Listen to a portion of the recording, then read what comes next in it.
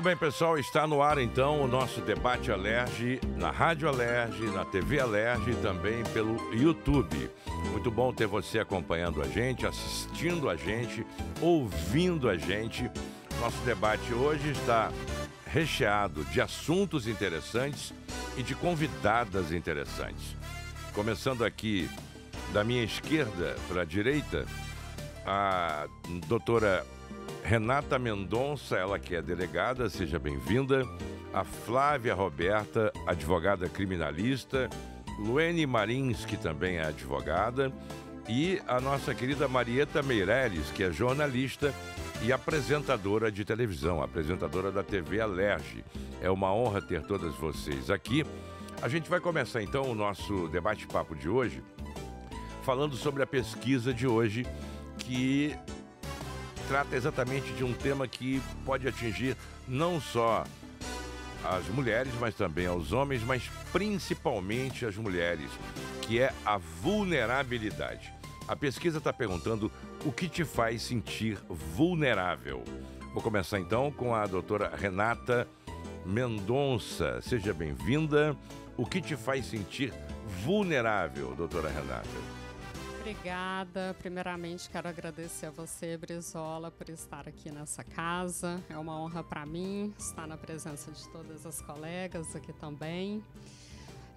Bom, o que me faz sentir vulnerável é, no meu cargo de delegada, eu ter que ficar provando o tempo todo que eu sou competente.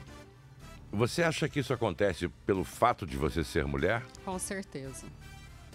Muito bem, vamos ouvir então agora a Flávia Roberta. Doutora Flávia, seja bem-vinda. O que te faz sentir vulnerável? Oi, Brizola, tudo bem? Tem que falar bem pertinho desse microfone aí, que ele é direcional. Vamos ver. Tá ótimo assim. Tá ótimo, ok. Então. Muito obrigada, primeiramente, pela oportunidade, pelo convite. Seja bem-vinda. Estar aqui com essa equipe aqui tão boa. Então, o que me faz me sentir vulnerável é justamente essa instabilidade do dia, sem saber o que vai acontecer. Porque, na qualidade de advogada, às vezes eu estou me deparando com um assunto tão tranquilo e, de repente, vem um turbilhão, assim, e eu tenho sempre que estar preparada. Então, eu acho que me torna bem vulnerável não saber como eu vou precisar agir até o meu dia terminar. Vamos ouvir também a Luciene Marins, que também é advogada. Muito bem-vinda, Luciene. O que te faz sentir vulnerável? Olá, estou muito grata por mais uma vez estar presente. Seja bem-vinda. Então, o que me deixa mais vulnerável é a incerteza, é o medo do futuro. Porque hoje eu tento trabalhar muito isso em mim, mas eu sempre fico, o que vai acontecer amanhã? O que eu vou estar fazendo amanhã? Então, o que me deixa mais vulnerável é isso. Vamos ouvir também a opinião da Marieta Meirelles. Seja bem-vinda, Marieta. Muito obrigado pela sua presença. O que te faz sentir vulnerável? Primeiramente, gostaria de agradecer a oportunidade, né? Nós, enquanto comunicadores, né, Brizola, a gente sabe Verdade. Qual a força de uma comunicação.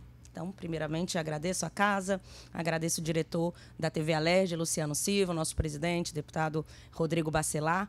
E eu faço das minhas palavras as palavras da delegada, doutora Renata. O que me faz sentir vulnerável é, a cada momento, muitas vezes pelo fato de sermos mulheres, e infelizmente ainda, é nos reafirmarmos enquanto competência. Aí eu gostaria de fazer um recorte. Claro. Enquanto esse programa começa, mulheres estão sendo violentadas no Rio de Janeiro. São 6 casos por hora. A cada 72 horas, uma mulher é vítima de feminicídio no nosso estado. No Brasil, foram quase 1.500 mulheres assassinadas só em 2024. Esses números não são apenas estatísticas. São vozes caladas pelo silêncio, né, por vergonha ou simplesmente por falta de informação. Por isso que esse debate, Brizola, com essas potências, com essas mulheres maravilhosas, é tão importante e necessário. Então, eu me sinto vulnerável, infelizmente ainda, enquanto mulher, que preciso mostrar que sou competente. E as mulheres ainda continuam ganhando menos que os homens em cargos iguais na maioria dos trabalhos. Isso não acontece aqui na Alerj, obviamente, mas é perceptível que, lamentavelmente, as mulheres ainda estão num patamar de desigualdade. A gente vai começar, já que você tocou nesse tema tão importante, Marieta, a gente vai começar falando então sobre violência contra as mulheres e como enfrentar essa realidade. Doutora Renata Mendonça, um problema que exige união e ação efetiva. Apesar dos avanços legais, a violência contra a mulher continua seguindo alarmante. É hora de pensar em soluções que vão além da punição e incluam prevenção, acolhimento e políticas públicas consistentes. Então, como garantir, por exemplo, que a Lei Maria da Penha, a lei do feminicídio, sejam aplicadas de forma eficaz? Como você disse, não é só uma questão legal. Não adianta só o Poder Legislativo ir lá e fazer a lei, como aconteceu recentemente. A lei veio mais forte, com penas maiores, tanto no crime de feminicídio, que deixou de ser um homicídio qualificado e virou um crime autônomo com uma pena maior. Então, tem que ter uma cooperação das outras esferas, porque isso também é um caso de problema social. Então, a gente tem que entender o motivo pelo qual as mulheres são vítimas de violência dentro de casa. O agressor necessariamente não é um homem, pode ser também outra mulher, mas a vítima é a mulher. E também esses crimes ocorrem na rua. Às vezes o homem, ele quer, ou uma outra pessoa, ele escolhe a mulher para fazer o mal. Então, ele quer sair na rua e escolhe a mulher porque ela é fraca, fisicamente fraca, porque ela é vulnerável, e ele escolhe a vítima mulher. Então, isso é misoginia.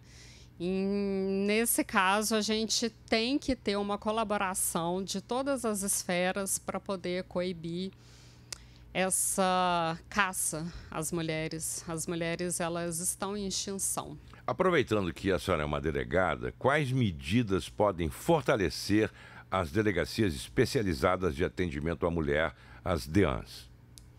Tem que ter um maior investimento do poder público para capacitar mais profissionais para atender. Não só depois que o crime acontece, né, ou na hora que o crime acabou de acontecer, como acontece nas centrais de flagrantes, onde eu trabalho. Então, tem que ter uma cooperação, um investimento público para trabalhar também na prevenção e também na educação depois desses agressores, porque geralmente os agressores são pais de família e no casal tem filhos. É muito corriqueiro, depois da agressão, esse casal voltar a morar debaixo do mesmo teto. Então, aí tem que ter uma intervenção psicológica para tratar esse agressor. E também, caso eles fiquem separados, a mulher, ela geralmente é dependente econômica desse parceiro e precisa de uma profissionalização. Então, precisa ter um amparo, uma rede de apoio para que ela consiga seguir em frente sozinha. Doutora Flávia Roberta, como fazer e poder envolver as escolas, as comunidades e as famílias na prevenção da violência de gênero? Então, na qualidade de advogada, eu acompanho muitas mulheres a fazerem um registro de ocorrência, né? Na verdade, eu estimulo. E eu acho que isso pode ser uma política pública de muita utilidade nas escolas. O incentivo das mulheres de terem ciência que estão sofrendo algum tipo de violência. Porque é aquilo, uma criança, por exemplo, numa escola, uma adolescente, de repente ela nem tem a noção de tanta violência que ela viveu a vida inteira, de repente tanto desrespeito que ela sofre, inclusive, pelo pai dela dentro de casa, que para de ser um lugar seguro, e ela não saiba que esteja sofrendo uma violência. Então, eu acho que uma política de prevenção seria esse estímulo e também essa conscientização mesmo. A gente estava até conversando ali atrás sobre o programa da Marieta, que ela falou assim, poxa, toda hora vem feminicídio, só que a gente tem que esgotar os meios de comunicação mesmo, a gente tem que falar pra caramba, porque agora tem uma galera assistindo, de repente uma adolescente não sabe que também esteja sofrendo, uma mulher adulta também, então eu acho que quanto mais a gente falar sobre, mais preparadas as mulheres vão estar. Informação nunca é demais, nunca né, é Flávia? demais, e vão se sentir sempre estimuladas a procurarem ali profissionais capacitados nas delegacias especializadas e garantir a aplicação da lei. Porque a lei a gente está tendo, como a doutora Renata falou, a gente está tendo uma lei, várias reformas legislativas que estão pesando a mão mesmo, estão aumentando as medidas, as medidas protetivas, né? Aumentando ali a sanção, a punição do agressor. Então, eu acho que é isso. Eu acho que a gente precisa, hoje, como meio de prevenção, incentivar e falar mais sobre. Doutora Flávia, mas tem muita lei que não pega, né? A verdade é essa, lamentavelmente. Lamentavelmente, é porque, assim, a diferença entre a gente já ter uma lei e garantir a eficácia dessa lei, a gente tem um abismo muito grande. A doutora, por exemplo, como eu, na qualidade de advogada, que eu levo a minha vítima, né, a minha mulher até a delegacia, até chegar nela, que ela está lá com 1 milhão de diligências e tudo mais, a gente pode se deparar com um profissional um pouco mais despreparado para atender, porque, na verdade, algumas vezes eu já passei por isso. A minha cliente, ela foi desestimulada a continuar. Então é isso. Eu queria ouvir também agora da nossa Luene Marins, hoje não errei o seu nome, tá vendo, Luene? Vamos lá. Como garantir, por exemplo, que medidas para ampliar o acesso às vítimas e também abrigos seguros e serviços de acolhimento? Você acha que isso, de alguma maneira, contribui e ajuda? Sim. Políticas públicas são necessárias para que as mulheres sejam acolhidas, porque são vários tipos de violência, como sabemos. Também tem a psicológica, né? Então, a mulher que sofre, primeiramente, violência psicológica, ela precisa desse tratamento emocional, com uma equipe multidisciplinar, e depois vai para a violência física. Então, esses abrigos são necessários. A gente passar essas informações, nós que somos operadores do direito, lidamos com a política também. Então, é necessário todos esses tipos de mecanismos, de políticas públicas para poder beneficiar essas mulheres que passam por esses tipos de agressões. Marieta, de que forma a sociedade pode ser mobilizada para se conscientizar desse absurdo para a gente ouvir isso, mas dessa realidade que é um absurdo, que você colocou agora aí, de que mulheres estão morrendo, estão sendo vítimas de feminicídio nesse momento. Então, de que forma a sociedade pode ser mobilizada para romper a cultura do silêncio? Através da informação e conscientização. Eu, enquanto jornalista, vendo aqui 3 advogadas, 2 advogadas, uma delegada, dizendo muitas vezes da vergonha, muitas vezes do desestímulo da vítima em dar continuidade ao processo, né? Não, eu vou denunciar. Por que isso acontece, Brizola? Aí eu levanto essa reflexão. Por que eu, enquanto apresentadora do programa que se chama Toda Mulher, eu desabafei antes do programa, é recorrente o tema feminicídio. Quando eu pego, enquanto pessoa, gente, mas esse tema não sai e os números não baixam. E por quê? Por que as mulheres ainda têm medo de denunciar? Aí a doutora Renata bem colocou, porque às vezes elas têm que voltar para o local com o agressor. E aí, o que eu acho interessante é que não cabe julgamento. Mas mas é sua roupa, mas o que você estava fazendo naquele local, aquele horário, você estava de vestido, né? Isso é uma revitimização. E aí, doutora Renata, me corrija se eu estiver errada, essa mulher já está completamente fragilizada. E se nós não tivermos profissionais qualificados, ela vai reviver aquela violência. E aí ela vai ter o quê? Preguiça.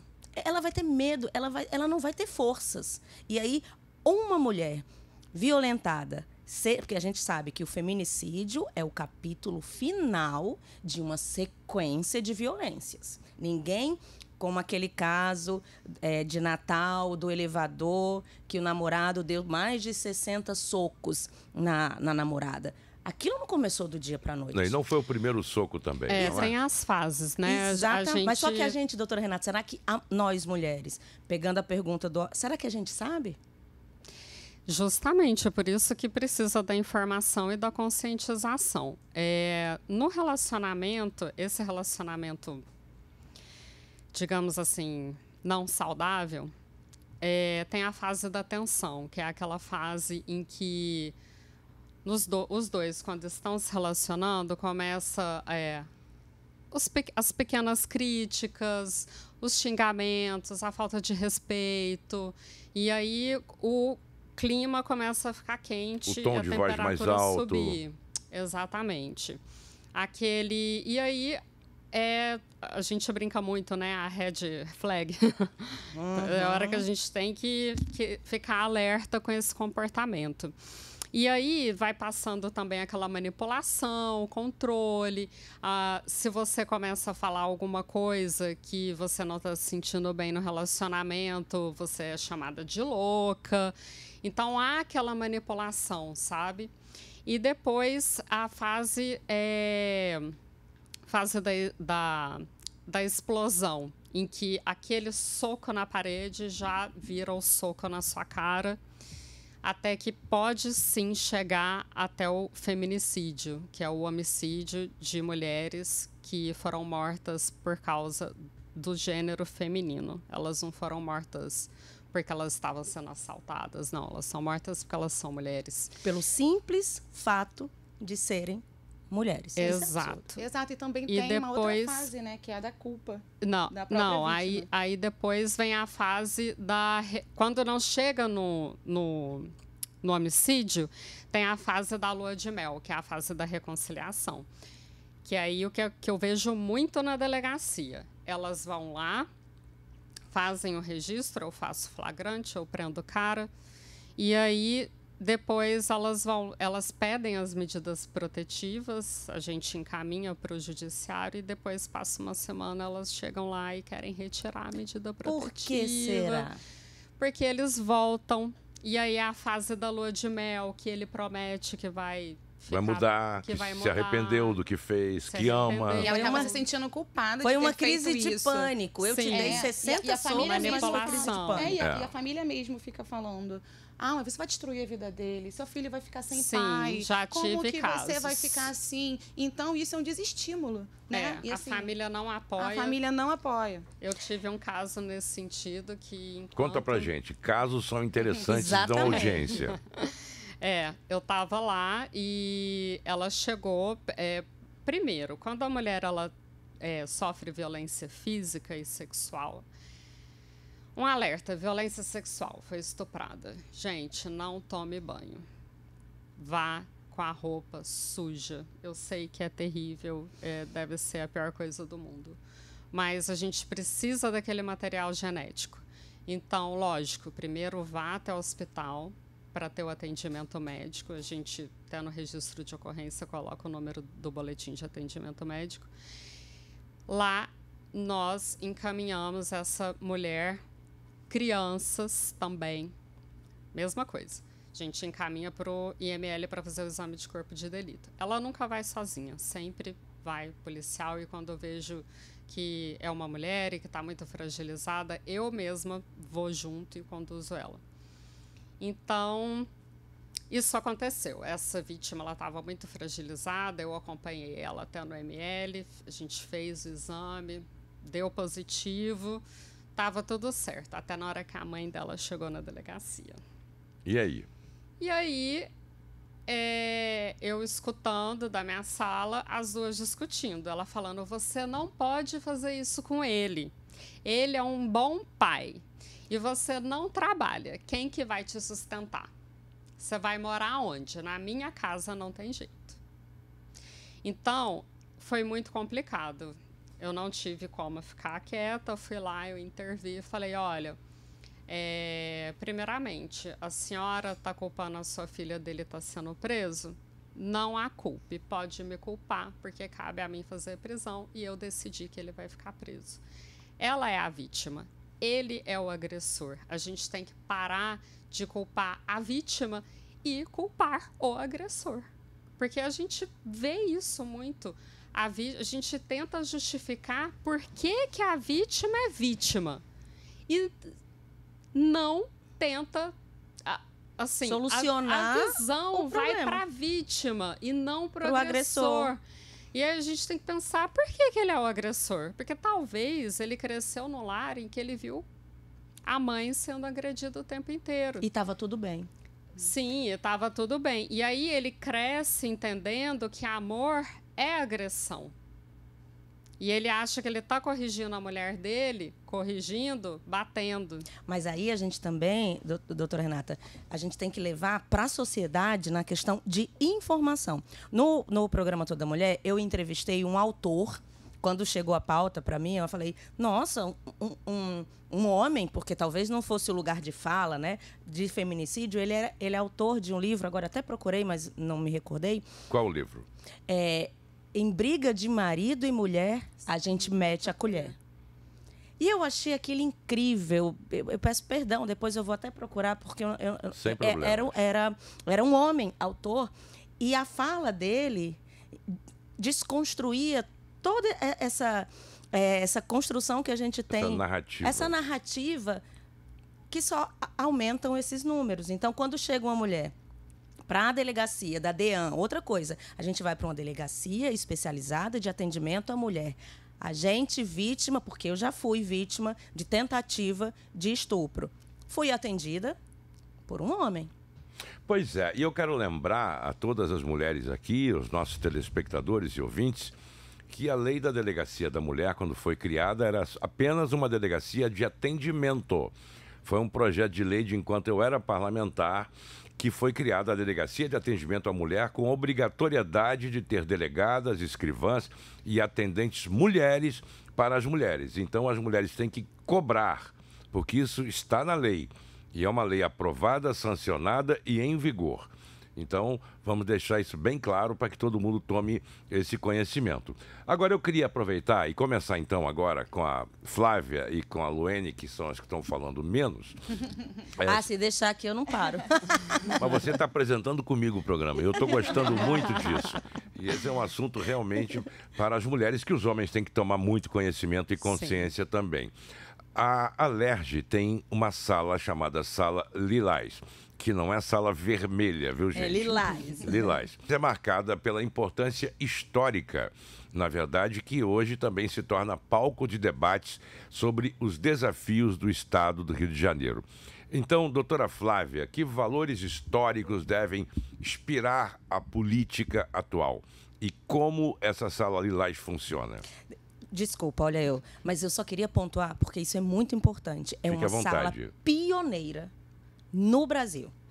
É a primeira e única em funcionamento no Brasil, em uma casa legislativa, um local de acolhimento com equipe multidisciplinar, com várias competências completamente preparadas para acolher. Então, eu acho isso incrível e eu gostaria só de reafirmar, só existe na Assembleia Legislativa do Estado do Rio de Janeiro. Que sirva de exemplo para outras assembleias também, não é? Exatamente, para as outras assembleias. E, na verdade, que a gente, enquanto servidor aqui da Assembleia Legislativa, a gente consiga transmitir isso para as outras mulheres também. Porque, assim, aqui no nosso trabalho, nós temos inúmeras mulheres trabalhando, que também não têm esse tempo hábil, também nem têm noção, como nós falamos anteriormente, sobre estar vivendo uma situação de violência, porque, assim, nós frisamos muito as violências físicas, as violências psicológicas, mas nós esquecemos também da injúria que ela sofre o dia inteiro, da difamação que ela sofre o dia inteiro e da violência sexual também que ela sofre o dia inteiro. Porque, assim, inúmeras vezes eu já me deparei com mulheres que sofreram violência sexual dormindo. Quando elas acordam ali com os vestígios do ato sexual que aconteceu com o próprio marido. E ela nem se lembra disso. Então, assim, às vezes ela acha, não, eu tô casada, então tá tranquilo. Só que não. Uma vez que você tira a resistência da pessoa, que a pessoa não tem a capacidade de discernir que ela está vulnerável, que ela está vulnerável, como a nossa pesquisa. Exatamente. Então, você já está diante de um crime. Então, eu acho que é muito importante essa sala existir. E mais importante do que a sala, tá? Porque a sala, ela pode ser só uma sala. Mas não, a gente tem uma equipe multidisciplinar. Nós temos uma psicóloga, nós temos uma advogada, nós temos ali toda uma equipe jurídica para poder encaminhar para a especializada. E lá na especializada, a gente tem a aplicação da lei. Vamos tentar uma medida protetiva? Você consegue ir para casa? Você precisa de abrigo? O que você precisa fazer? E a gente agora, com a alteração da lei, nós temos agora outros tipos de medida protetiva também, com a monitoração eletrônica. Então, isso também é muito importante, porque, por exemplo, em um crime de ameaça, que a gente tem uma pena aí de 6 meses, só que com agravante agora a gente dobra por causa da violência, né, contra a mulher. Se o cara for condenado na pena máxima, ele mesmo assim vai ter o regime aberto, aplicado, porque a lei permite. Então, ali na parte preventiva... Se for réu primário. Mas mesmo, assim, em regra, se for réu primário, se ele for condenado a pena máxima de 1 ano, a lei permite que ele seja condenado, mas que ele cumpra em regime aberto. Então, assim, ele não vai ficar preso. Então, a gente tem algumas... por exemplo, o próprio delegado de polícia, ele representa pela prisão preventiva, chega lá no juiz, o juiz homologa e deixa o cara preso. Só que ele não vai ficar preso muito tempo, é até uma medida um pouco desproporcional, porque mesmo é como se fosse uma prévia de um regime fechado, a prisão preventiva. Então, ele vai ser solto. Então, hoje, nós temos algumas medidas mais eficazes, de medidas cautelares, como a monitoração, como afastamento do lar, outros tipos de medida também, que vai ser avaliado de mulher para mulher, né? Porque a gente não pode generalizar todas, porque nem todas são iguais e possuem a mesma condição. E eu acho que é mais importante isso na Sala Lilás, a gente tendo essa equipe multidisciplinar para informação e comunicação. Doutora Luene Marins, como transformar esse espaço em um símbolo de transparência e diálogo com a sociedade? Bom, em primeiro lugar, eu quero ressaltar que o Brasil ele é o 5º país com mais violências contra mulheres, o feminicídio. Bom, são várias formas. Sempre tem que ressaltar, né, políticas públicas. A política pública não tem jeito. Nós, como assessoras de deputados, devemos impulsionar isso dentro do nosso gabinete. Como trabalhamos aqui, não sabemos, né, de tantos mecanismos que tem dentro da casa. A gente pensou em colocar cartazes, telefonema, porque essas mulheres que sofrem esse tipo de violência, elas não gostam de se expor, né? Um WhatsApp que seja anônimo, que não mostre, um atendimento especializado, como o que tem na casa. E esse assunto ele aborda muitos mecanismos, né? Se fosse ficar falando aqui, ficaria falando o dia todo. Mas são diversas formas que a gente pode proporcionar um melhor acolhimento. Marieta, na sua opinião, como jornalista e apresentadora, a própria Alerj deveria ter mais debates no plenário sobre essas questões e também divulgar um pouco mais a questão da Sala Lilás? Aí eu vou ser um pouco redundante. Informação nunca é demais. Comunicação não adianta... se você for numa biblioteca, Brizola, com vários livros, tem muita informação, não tem? É verdade. Se você pegar um livro em alemão, aquela informação vai ser passada para você? Só se eu falar alemão. Então, eu acredito no potencial da Sala Lilás. Por exemplo, Sala Lilás, 23º andar, funciona das 10 às 17. Eu vou sempre bater nessa tecla, porque é uma potência. E em 2 anos de funcionamento, foram atendidas mais de 500 mulheres. Mas muito importante isso. Eu ia te perguntar, inclusive, onde fica a sala, telefone, contatos, as pessoas podem ter acesso. Fica no 23º andar, né, na sala 2320. Ela funciona de segunda a sexta, das 10 às 17. E qualquer mulher pode vir? Qualquer pessoa. Se você tiver um indício, porque às vezes a rede de apoio é muito importante também. Em briga de marido e mulher, a gente mete a colher assim. Um filho pode denunciar, uma tia, uma mãe, um pai. É um local de acolhimento e combate a qualquer tipo de violência. E é interessante, doutora, que 80% desses mais de 500 atendimentos que já foram feitos aqui na Sala Lilás foram por telefone. Ou seja, só reforça a vergonha, o constrangimento, enfim, e apenas 20% é presencial. E a gente está numa casa legislativa. Uma coisa muito interessante também é que em Búzios foi criado, no município de Búzios foi criado o primeiro centro de referência do homem. veja só, destinado a homens que cometeram violência doméstica e que foram encaminhados pela Justiça. A proposta, na verdade, é promover a responsabilização e a mudança de comportamento, buscando reduzir reincidências. Mas o modelo levanta debates sobre a eficácia, acompanhamento e políticas públicas complementares. Vou começar, então, pela doutora Renata Mendonça. Doutora Renata, esse tipo de iniciativa realmente contribui para reduzir a resiliência e a reincidência, da violência contra as mulheres? O treinamento dos homens, ele precisa ser aprender a como lidar com isso, porque às vezes ele não tem consciência que ele é um homem violento. É fundamental. A violência contra a mulher não é só um caso de polícia. A gente não vai conseguir resolver isso só na delegacia. A gente não vai conseguir resolver isso só prendendo o agressor. A gente precisa ter uma mudança cultural. E isso não é fácil, isso acontece gradativamente. Precisamos ter essa conscientização. E essa política realmente é muito importante. E eu acho que é uma evolução enorme, porque, pensem, anos atrás a gente não poderia nem discutir esse assunto. E agora a gente está tendo um lugar onde os homens poderiam se tratar, porque a violência, ela é uma doença. A pessoa que ela é agressora, ela está doente. O que acontece? Podem ser por causa de vários problemas. O agressor pode ter nascido numa família, ele pode ter sido vítima de violência, pode ter tido aquela educação em que cresceu sendo espancado, vendo os irmãos sendo espancados. Então, muitas vezes eu recebo na delegacia a vítima filha falando que não aguenta mais ser espancada pelo pai. Então, ele está reproduzindo o que ele aprendeu dentro de casa. E era para ser o contrário, né? Eu vou dar um pequeno exemplo pessoal aqui. Minha mãe me batia muito quando eu era criança. E eu aprendi uma lição, tipo, não vou nunca bater nos meus filhos, porque eu não quero que eles passem pelo que eu passei. Então, poderia ser o inverso, mas infelizmente não é. As pessoas reproduzem aquilo que viveram.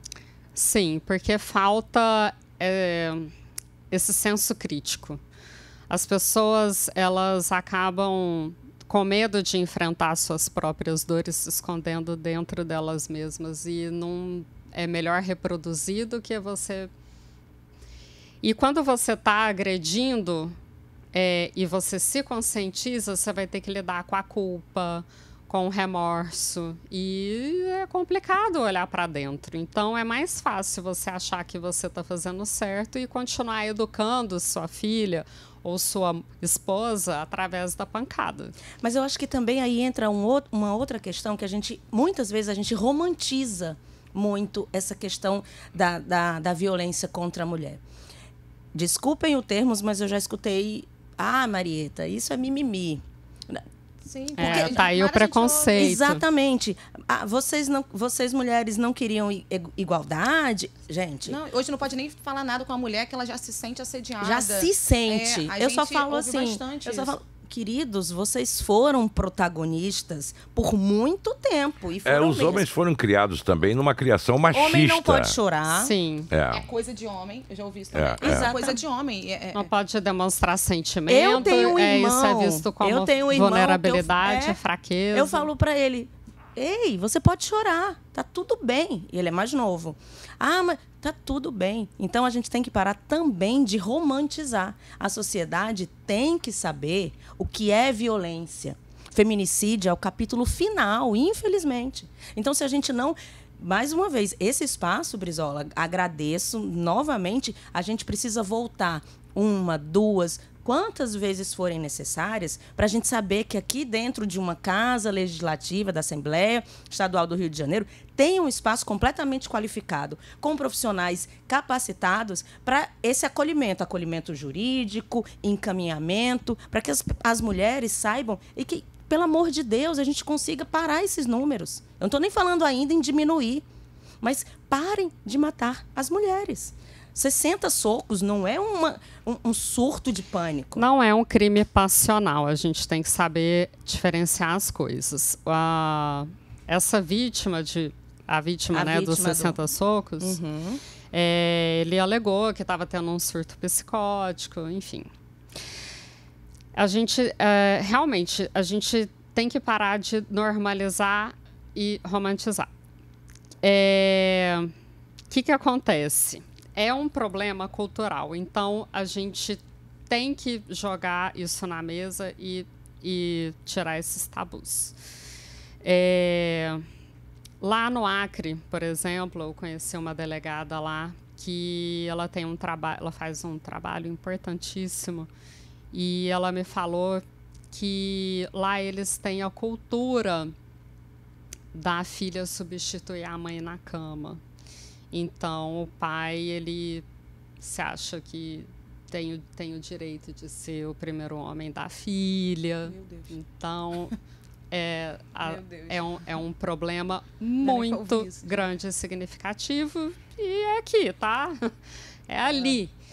Então, a mulher que ela também cresce num lugar desse, ela não é uma pessoa saudável, então ela precisa também de acompanhamento psicológico, porque a mulher que ela deixa se submeter ao controle, por exemplo, em relacionamentos em que um monitora o comportamento do outro a ponto da pessoa não ter contato com a família, não ter amigos, e do trabalho para casa, do supermercado. Com a localização ativa ali, né, no WhatsApp. Sim, ele tá o outro está monitorando. E também estou falando de relações homoafetivas, né, de uma mulher controlar a outra. Relacionamentos no geral. Né? Desde que a vítima seja mulher. E homem, e vice-versa, a mulher também controlar o homem, não é? Tem muita mulher controladora. Existem os Joões da Penha. Eu já vi alguns, mas eles são bem menor. Bem menores, em relação às mulheres, claro. Sim, Então, a gente tem que verificar isso, sabe? Essa questão psicológica das duas partes, porque não é assim também. Eu já vi mulher que ela larga o agressor e daqui a pouco ela tá com outro agressor. Então, um padrão de comportamento, um padrão de companheiro. Repetitivo, porque ela cresceu num lugar que ela acha infelizmente, ela associa amor a isso, né? Ao controle. Eu gosto de você, melhor eu sentir ciúme de você porque eu gosto de você do que se eu não sentir ciúme de você, sabe? Mas é reprodução, é aquilo, parafraseando Maquiavel, nós somos produtos do meio. Então, se alguém ensinou para mim que bater, é que nem criança fazendo birra. Eu aprendi que se eu chorar, a minha mãe ou meu pai vão fazer tudo que eu quero. Então, eu vou reproduzir aquele padrão. Né? É uma manipulação. É uma manipulação, mas a gente foi condicionado. Aí eu vou voltar. É a conscientização daquilo que você me perguntou, da sociedade. A sociedade precisa ter essa informação. Mas assim, é importante também que você disse desse grupo, né? Que foi criado lá em Búzios, que é referência. Pois é, voltando a falar sobre ele. O que eu anotei aqui, que é para não esquecer. Porque eu tive um cliente que ele foi acusado, né, de violência doméstica familiar contra a mulher, e eu acompanhei todo o processo, e na condenação, na sentença, ele foi condenado, só que além da condenação que ele recebeu, ele foi encaminhado para o grupo reflexivo. Além da condenação penal, ele teve encaminhamento para o grupo reflexivo, que fazia parte também do cumprimento dele. Então, assim, ele até falou assim, poxa, eu vou ter que vir aqui toda semana. Eu falei, agradeça que você vai ter que vir toda semana, e é bom também para você aprender, né? Que aí também é sobre isso. E eu gostei muito dessa sentença, até falei com o juiz na época, eu falei assim, nossa, tô adorando, aí encaminha todo mundo, tá até lotado. Estão fazendo até 2 vezes na semana, acho que as segundas e sextas, que é quando o fórum ele tá mais vazio, em regra. Então, nós já estamos tendo isso também nas sentenças judiciais. São medidas alternativas diversas da prisão. Sim, e que eu acho assim, que elas podem até ser mais eficazes. É, porque a prisão em si não resolve a situação. A prisão, ela é efetiva ela é importante, mas ela também não pode ser desproporcional, porque senão a gente só está atacando dentro do sistema e a gente também não está visualizando o que a gente está querendo como objetivo. A gente pode voltar... Que é a recuperação do ser humano. Quebra de padrões. Exatamente. Né? Eu quero que ele seja responsabilizado. Eu quero que ele seja responsabilizado. Eu não quero só que ele se torne mais um criminoso. Eu quero que ele pare de ser um criminoso. Entendeu? Esse é meu objetivo. Aí eu queria só... Quem quiser responder, uma reflexão. Estamos numa casa legislativa. A eficácia da lei, do cumprimento, ok. Mas, enquanto políticas públicas, por exemplo, estamos no mês de setembro. Setembro Amarelo. Setembro Amarelo, uma conscientização de cuidar da saúde mental. Então, o que vocês acham? O que vocês acham, na opinião, que ainda falta aqui no estado do Rio de Janeiro, dessas campanhas, por exemplo, Agosto Lilás, Outubro Rosa, Setembro Amarelo, porque eu acho que isso sim mobiliza a sociedade, de uma forma de políticas públicas, mas... Porque, gente, eu trabalho com política. Eu não acordo querendo saber sobre política. Hoje eu acordei e quero saber como é que está a política... Não acordo dessa maneira. Mas a gente sabe que política está em tudo. Então, vocês acreditam que essas políticas de conscientização, essas campanhas, funcionam? Ou o que a gente pode aprimorar? Pode começar por mim, já que você agora passou a ser apresentadora. Olha, eu quero, inclusive, parabenizar as emissoras de rádio e televisão que estão fazendo isso. Várias emissoras, eu trabalho hoje em 8 emissoras de rádio fazendo o Love Times, e eu percebo que todas elas na sua rede social colocam Agosto Lilás, Setembro Amarelo, e eu procuro reproduzir isso para conscientizar as pessoas. Eu acho que isso é fundamental. A gente só não pode deixar de concluir esse assunto, mas vamos responder aí a pergunta da Marieta. Doutora Renata Mendonça. Marieta, eu acho imprescindível, tem que ter sempre as campanhas, só que eu acho que eu sou uma pessoa muito prática. Então, eu acho que a gente tem que ter uma campanha mais, assim, invasiva.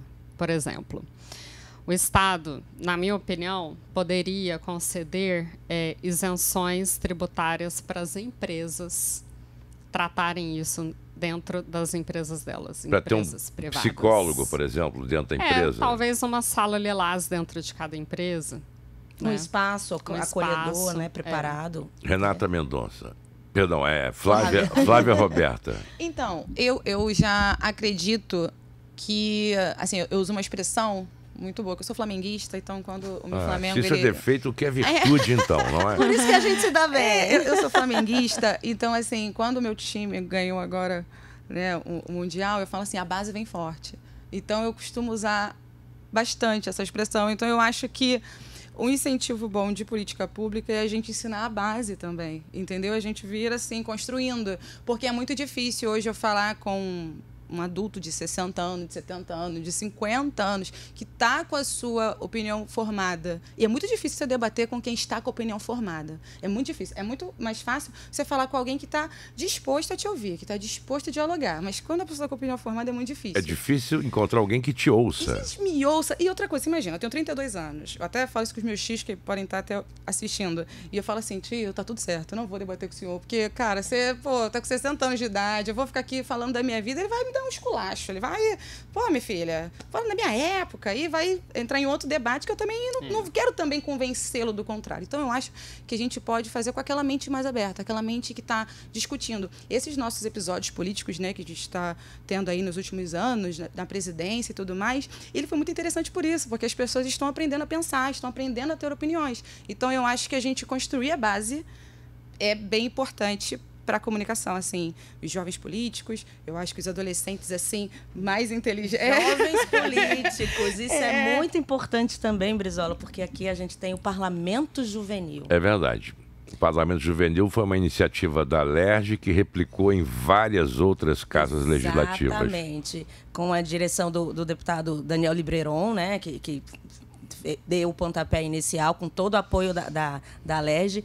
E é incrível a quantidade de jovens se inscrevendo, debatendo e propondo leis, propondo projetos. E aí a gente vai para a base, né? E leis mais eficazes também, porque assim, nossa Constituição é de 88, nosso Código Penal tem quase 1 milhão de anos. E assim, as nossas leis precisam ficar sendo atualizadas, porque senão elas param de ser eficazes. Então você imagina, um adolescente hoje, um jovem hoje, conseguindo transmitir para uma casa legislativa como está funcionando, é muito melhor da gente ter uma lei eficaz e uma aplicação também. Porque, como a gente falou inicialmente, não basta só ter a lei. A gente precisa da eficácia dela.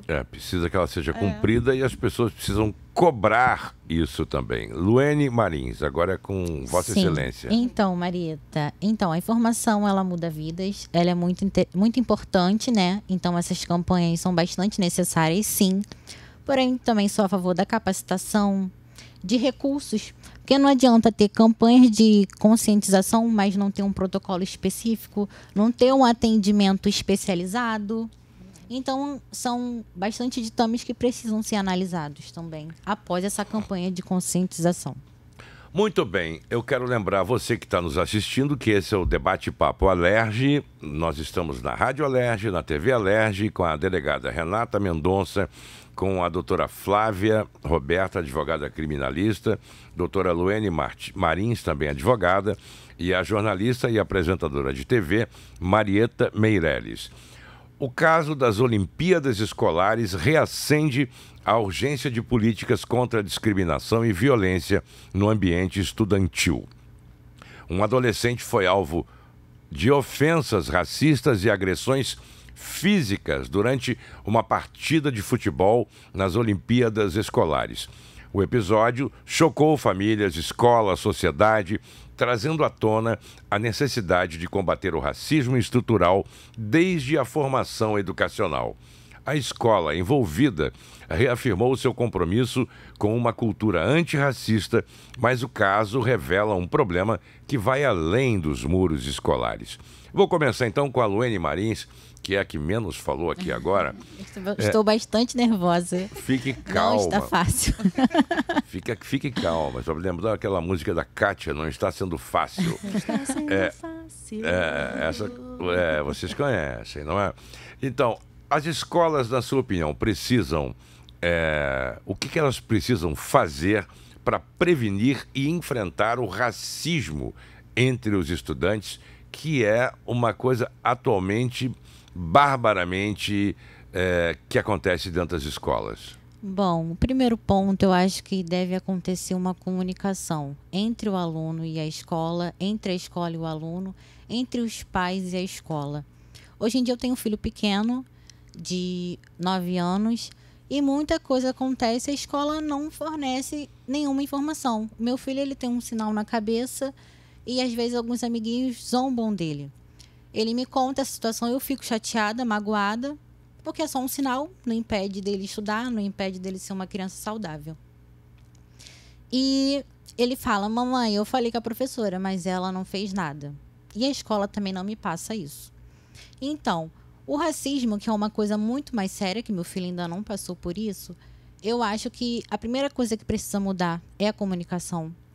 Precisa também ter, pelo menos na escola do meu filho eu não vejo, psicólogos, uma equipe multidisciplinar para poder lidar com esse problema. Porque quando acontece o racismo, qual é o segundo passo? Quem vai tratar o que está acontecendo? A diretora? Ela pode até se especializar em alguma coisa do tipo, mas eu acho que ela não vai saber lidar com todas as situações que podem acontecer nesse sistema de ensino. Então, o primeiro passo que deve acontecer é a comunicação. Tudo que acontecer, os professores, os diretores, sim, devem comunicar aos pais. E também deve haver uma equipe multidisciplinar para poder saber lidar com aquele caso, para saber aonde deve encaminhar esse caso. Marieta Meirelles, vamos lá então. Como apoiar emocionalmente e juridicamente essas pessoas que são vítimas de racismo e de bullying também? Eu faço das minhas palavras da doutora Luene que a gente tem que dar o suporte, mas a comunicação, a mediação. Por exemplo, a diretora da escola recebeu essa denúncia do filho que sofreu. Nesse caso do racismo, começou em casa. Então, primeiro que a gente tem que entender aonde a competência dos pais termina e começa da escola. Porque senão a gente mistura. A gente mistura, eu não eduquei meu filho, mas a escola tem o papel. Não, também não é tanto assim. Aí a gente também temos projetos de leis tramitando para ver até que ponto o professor também pode se impor. Porque o professor é agredido. A equipe pedagógica. Exatamente. Então, eu acho que a linha é muito tênue. E aí a gente vai ser redundante, porque a gente vai partir da base, que é a educação. Uma criança que sai de casa, que foi ensinada, ou que viu que bater resolvia, ela chega na escola, ela vai reproduzir. Mas será que essa escola ela está preparada com os profissionais? Vamos pegar autismo. Aqui na casa a gente tem uma frente parlamentar de defesa dos direitos da pessoa com autismo. Verdade. E dos grandes questionamentos é que as escolas elas estão rejeitando pessoas com autismo.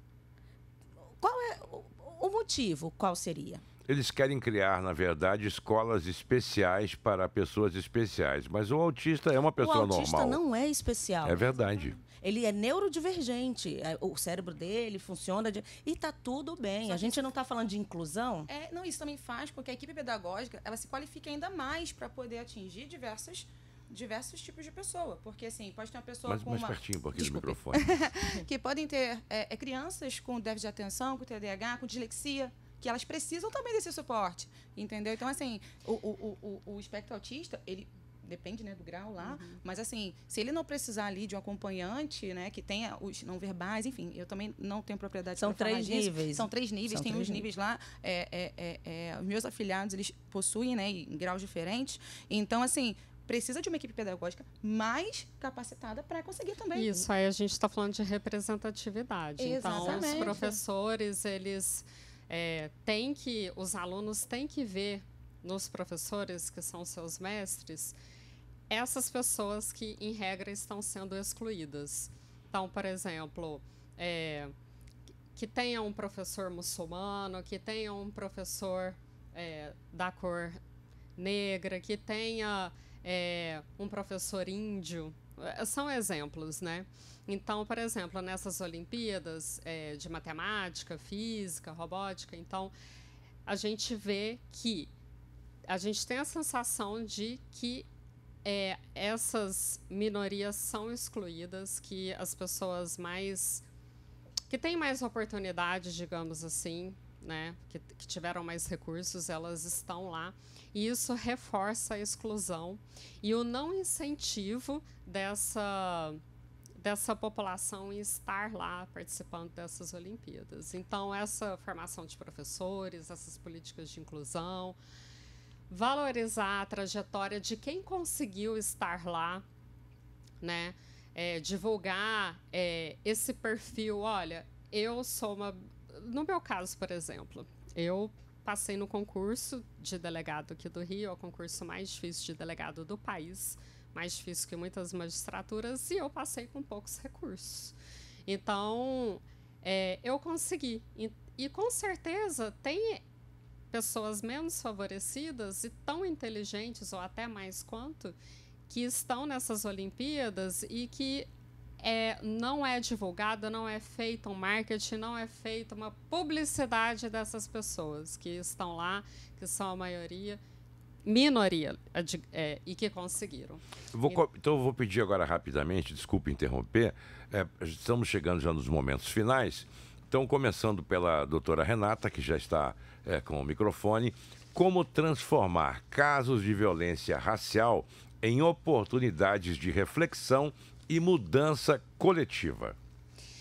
Assim como a violência contra a mulher, o racismo também é uma questão que a gente não consegue só tratar na polícia, na delegacia.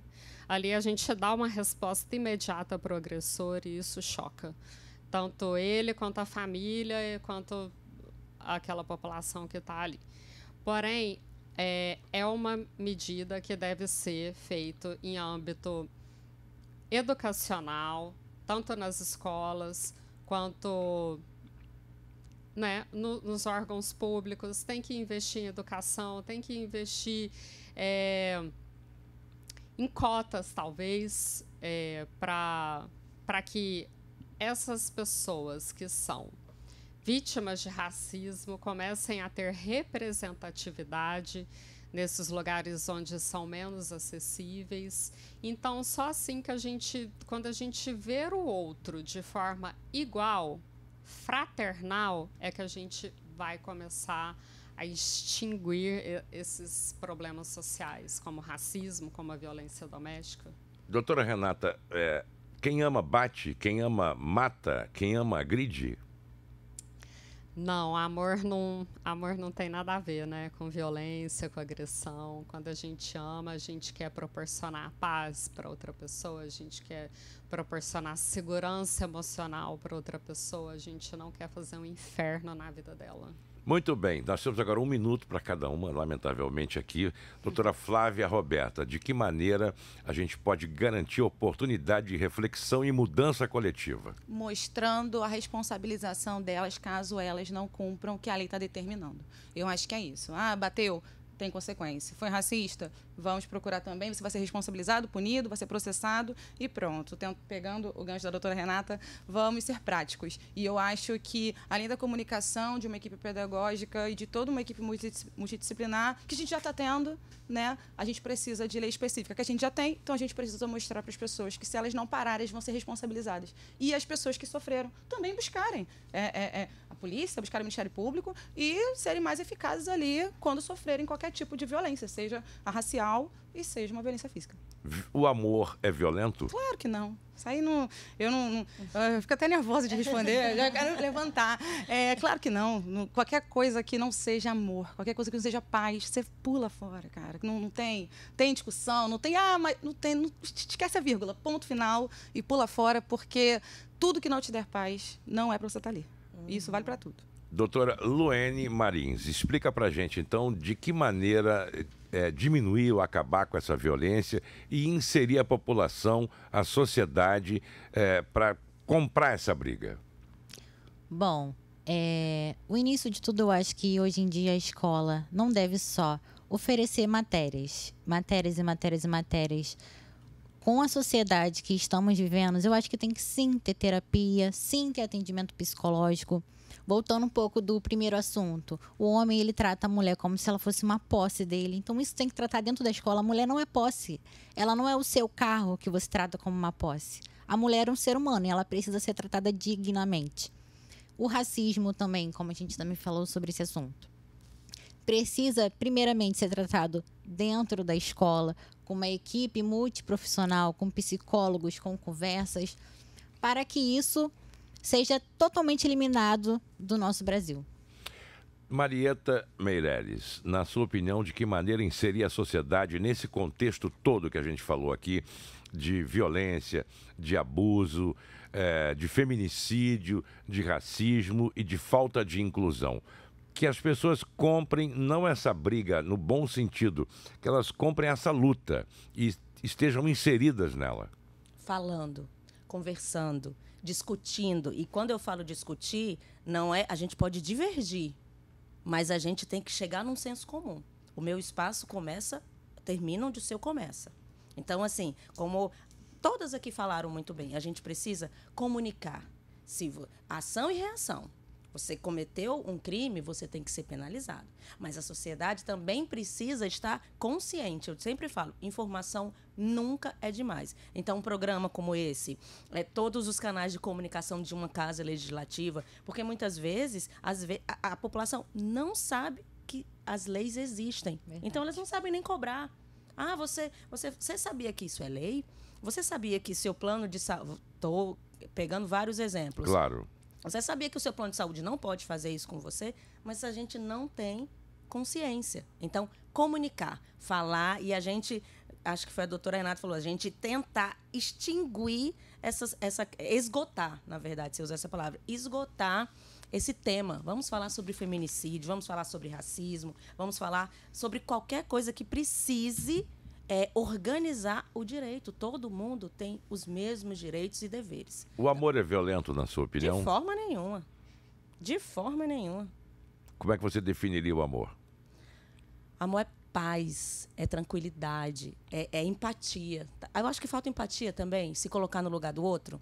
Às vezes, a pessoa não te dá o que você quer porque ela não tem aquilo.